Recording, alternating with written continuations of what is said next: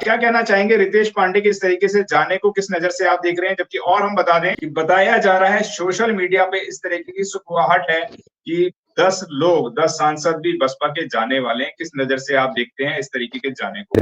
देखिए, पहली बात तो ये कि 10 नहीं है, 9 है। एक को तो दानिश अली जी को पहले ही बहन जी ने, बीएसपी ने अपनी पार्टी से बर्खास्त कर दिया था, निकाल दिया था। और 9 है, 9 में से अभी एक गया है, एक रितेश पांडे। और वो भी रितेश पांडे के पास कोई वैलिड कारण नहीं है जाने का। उसने अपने ट्विटर पे लिखा है कि पार्टी ने बहुत समर्थन किया, बहुत कार्यकर्ताओं ने समर्थन किया, सब कुछ किया। लेकिन वो ये कहता है कि भाई पीछे कुछ दिनों से मैं बहन जी से कोशिश कर रहा था मिलने की, पार्टी किस तरह चुनाव लड़ेगी, क्या करेगी, क्या रणनीति होगी, और मुझे तवज्जो नहीं मिली, इस वजह से मैं पार्टी छोड़ रहा हूँ। और उसने ये बताया कि विधानसभा का चुनाव भी मुझे लड़वाया, विधायक भी थे, और मुझे लोकसभा भी बनाया, लोकसभा में भी जिताया 2019 में। पार्टी ने बहुत मदद की है। ये सॉफ्ट पॉइंट तो इसने बोले हैं। और मगर इस बात को, बहन जी की तकलीफ को आप समझिए ना। सब लोग कह रहे हैं 10 सांसद भागने वाले हैं, चले जा रहे हैं। ये तो 2022 में ही ये तो नाकारे साबित हो गए थे। बहन जी ने जो अपनी पीड़ा ट्विटर पर लिखी है कि क्या तुमने जनता के साथ मिलकर उनके ध्यान रखा, अपनी जनता का, जहां से तुम सांसद थे? क्या तुम लोगों ने पार्टी की लाइन को फॉलो अप किया, पार्टी के कार्यक्रम को आगे बढ़ाया? ये तमाम चीजें बहन जी ने लिखी है। तो 2022 में ही इनका तो नाम काट दिया था बहन जी ने अपनी लिस्ट में, जब उत्तर प्रदेश में 10 सांसदों के एक एक लोकसभा में, दिल्ली में तो खैर 10 सीटें होती हैं, यूपी में 5 से 7 सीटें होती हैं एक लोकसभा क्षेत्र के अंदर।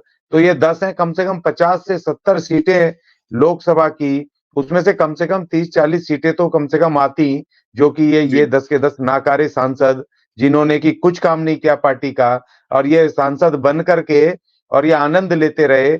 इन्होंने ना पार्टी का काम किया, ना जनता का काम किया, ना पार्टी के मूवमेंट को आगे बढ़ाया, ना विचारधारा को आगे बढ़ाया।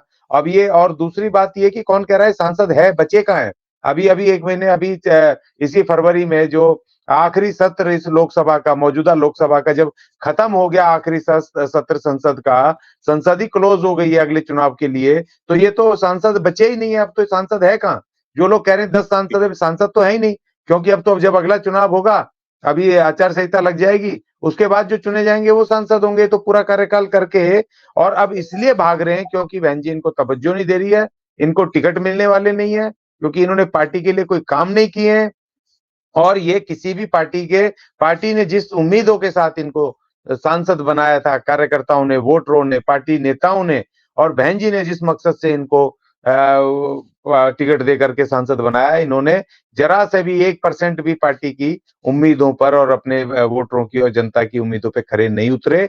और देखिए, सबसे बड़ी बात तो ये है ना कि पार्टी, ये 10 सांसद हैं, और पार्टी की जहां जहां पर लड़ाई हुई, जहां संघर्ष हुए, वहां इन सांसदों का जीरो, नेगेटिव, बिल्कुल इनका उसमें भागीदारी है। 4 राज्यों के चुनाव हुए थे अभी पीछे, उसमें मध्य प्रदेश के और राजस्थान के और तेलंगाना और ये तमाम, छत्तीसगढ़। इन 10 के 10 सांसदों में से एक सांसद ने भी बढ़ चढ़ के उन चुनावों में हिस्सा नहीं लिया, उनमें जाके प्रचार नहीं किए, रैलियां नहीं की, कुछ नहीं किया। तो ऐसे सांसदों का करना क्या है? ये ऐसे निकम्मे नाकारे लोग, इनको तो भाग जाना ही है। और बहन जी ने तो नाम ही काट रखा है इनका।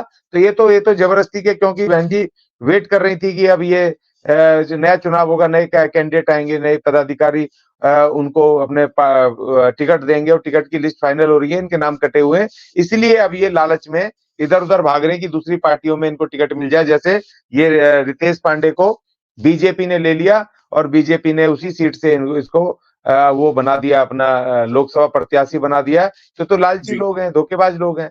तो इनसे पार्टी का कोई लेना देना नहीं है, और पार्टी का इनको कुछ फायदा भी नहीं हुआ। आज हम आपके लिए लेकर आए हैं बहुजन समाज की एक ऐसी किताब, कहीं हम भूल ना जाएं। एक ऐसी ऐतिहासिक किताब है जिसके अंदर आपको ऑडियो वीडियो देखने को मिलना है। ये पहली बहुजन समाज की ऐतिहासिक किताब है जिसके अंदर आप वीडियो भी देख सकते हैं। अब किताब के अंदर कैसे वीडियो देख सकते हैं ये मैं आपको पहले दिखा दूं। आइए तो हम देखते हैं। सबसे पहले आपने करना ये काम है कि किसी भी पेज पर मोबाइल द्वारा आप गूगल पे जाएंगे, और गूगल पे जाने के बाद आपको कैमरे का निशान नजर आता है। इस कैमरे पे आप क्लिक करेंगे तो ये QR कोड को स्कैन कर लेगा। स्कैन करने के बाद यहाँ पर पर आप देखेंगे ये लिंक आ गया। आप जैसे ही लिंक पर क्लिक करेंगे आपकी वीडियो चालू हो जाएगी, यानी कि आपको एक सटीक जानकारी मिलने वाली है, एक ऑथेंटिक जानकारी मिलने वाली है।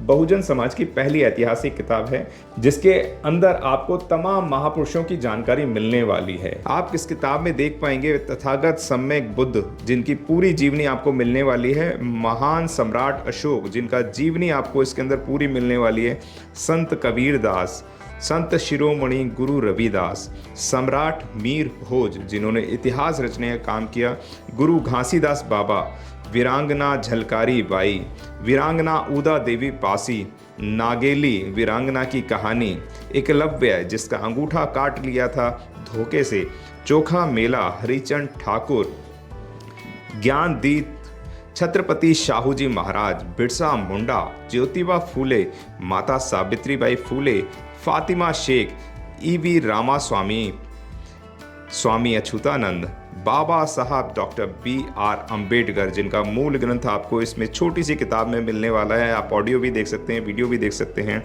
माता रमाबाई, मोतिया रावण कंगाली, सरदार उधम सिंह, ललई सिंह यादव, दशरथ मांझी, शिव दयाल सिंह चौरसिया, कपूरी ठाकुर, भवरी देवी, मान्यवर काशीराम साहब जिन्होंने इतिहास को दोबारा दोहराने का काम किया था, वीरांगना फूलन देवी, बहन कुमारी मायावती, संकल्प भूमि और पूना पैक्ट। बहुजन समाज का एक मूल ग्रंथ यह आपके पास आ गया है और आप इसको बिल्कुल भी देरी ना करें। तो साथियों, अगर आप ये किताब मंगाना चाहते हैं तो डिस्क्रिप्शन बॉक्स में जो आप नंबर देख रहे हैं इस नंबर पर आप हमें अपना ऑर्डर बुक करा सकते हैं। कितनी किताब आपको चाहिए